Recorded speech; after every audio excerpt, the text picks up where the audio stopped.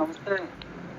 हाँ नमस्ते, बोलो। बाजार पूरा इधर घर और कह रहे थे कि बालू का सिंडिकेट इधर चालू हो रहा है 2-4 दिन में। अच्छा, कौन कौन? वो आपका चंडी का जो नाम दिए थे ना, वो तो जितना भी गाड़ी है सर, आपसे मतलब यही काम था कि सीपी को थोड़ा चाप दे के दुर्गापुर से कोई गाड़ी पास नहीं होना चाहिए। तो उसमें अपना सिस्टम हो जाएगा, क्योंकि जो लोकल का जो सिंडिकेट चलेगा ना, उसमें अपना ही लड़का काम करेगा टोटल। नहीं तो वो हम उसको बोल देंगे डीसीपी को यहाँ से नहीं निकलना चाहिए, डीसीपी है दुर्गापुर का। हाँ, तो एक ही है आपके दुर्गापुर का एरिया में का आदमी को। उसमें क्या है कि अपना 2 घाट अगर चलेगा तो महीना का एक अच्छा खासा उसमें अमाउंट आएगा सर। दुर्गापुर का एरिया है, क्योंकि नाम तो आप ही का खराब हो रहा है। दुर्गापुर एरिया से अगर माल जाएगा तो सबको यही जानेगा कि आप सेटिंग उसमें। तो इसी कारण से उसको बंद करवा के और बोलिए हम लोग को 2-3 घाट चालू कराएगा। अगर आप बोलिए तो मैं दिल्ली आ जाऊंगा 1-2 दिन के अंदर, बैठ के आपसे वहाँ बात कर लूंगा। नहीं मैं आ रहा हूँ 2 तारीख को।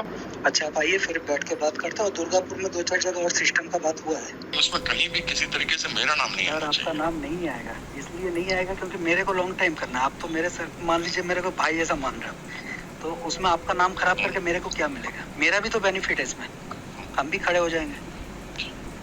ठीक है, दुर्गापुर का जो भी होगा वो टोटल मैं आपका देखूंगा और आपसे बैठ के मैं बात कर लूंगा। এই অডিও ক্লিপ সামনে এনেছেন ঋতব্রত বন্দ্যোপাধ্যায়। এই ক্লিপকে সামনে এনে তিনি কি বলেছেন একবার শুনুন। এটার তো কোনো সত্যতা যাচাইয়ের আমার সুযোগ নেই, যে জন্য আমি এতক্ষণ ভবানী ভবনে ছিলাম। এটা ফর্মালি কমপ্লেন করে এটা দিয়ে এসেছি, সিবিআই এবং ইডিকেও পাঠাবো। এবং বোঝা যাচ্ছে এটা দুর্গাপুর বেল্টের। এই গোটা কথোপকথনটাই হচ্ছে বালির মানে স্যান্ড মাইনিং, বালি মাফিয়ার সঙ্গে। এখন উল্টো দিকে কে আছেন সেটা তো আমি জানি না। আমি একজনের গলাটা কিছুটা চিনি, অনেকেই চেনেন। আমার কাছে ফরেন্সিকের তথ্য নেই, কিন্তু আমার কাছে একটা অন্য তথ্য আছে। মানে ঘটনাচক্রে একজন বিশ্বকাপ জয়ী দলের সদস্য আর কি, মানে তিনি সবসময় বলেন আমি বিশ্বকাপ জয়ী দলের সদস্য।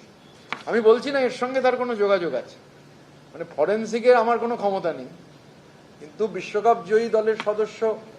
আমি রাজ্য পুলিশের কাছে অনুরোধ করেছি, সিআইডির কাছে অনুরোধ করেছি অবিলম্বে তদন্ত করা হোক। একই অনুরোধ ইডি সিবিআইকেও করব, আর লোকসভার স্পিকারকে গোটাটা জানাবো। দেখুন, নির্দিষ্টভাবে কারোর নাম ঋতব্রত বন্দ্যোপাধ্যায় করেননি, কিন্তু তার ইঙ্গিত থেকে এটা স্পষ্ট যে তিনি নিশানা করতে চাইছেন কীর্তি আজাদের দিকে। এবার কীর্তি আজাদ ঋতব্রত বন্দ্যোপাধ্যায়ের এই অভিযোগ নিয়ে তিনি কি বলছেন দেখুন। हम तो सुना कोई आवाज समझ में आ रहा है कुछ भी? आर्टिफिशियल इंटेलिजेंस कहाँ से किया, क्या किया, के साथ मिल करके किया मालूम नहीं।